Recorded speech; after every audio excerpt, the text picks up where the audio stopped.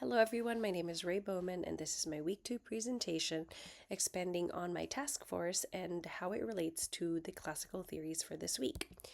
As a quick reminder, I developed the PREP task force for the city, which stands for Preparedness, Resilience, Emergency, and Planning, with a mission to strengthen the city's ability to prepare for, respond to, and recover from disasters by bringing multiple departments together. So today I'll briefly talk about a few of the classic organizational theories for this week and how they relate to the task force. So first up is a discussion of Max Weber's bureaucratic theory, which emphasizes a few things. That includes hierarchy, a structure or clear division of labor, formal rules, and of course, decision based on expertise.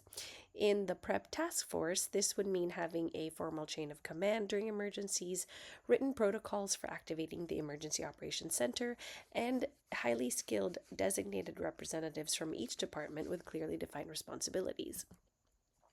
Not only that, but Max Weber's principles and theory tie in quite nicely to the initial measurable outcomes for year 1 of the task force.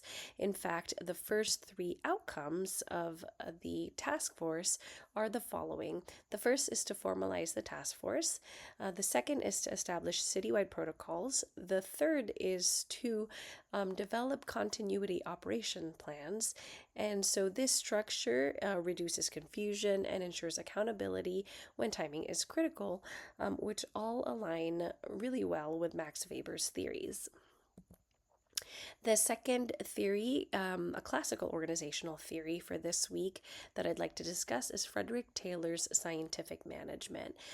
This theory focuses on one major tenet, which is finding the one best way, and it is the idea of optimizing and standardizing processes so that it is the most efficient.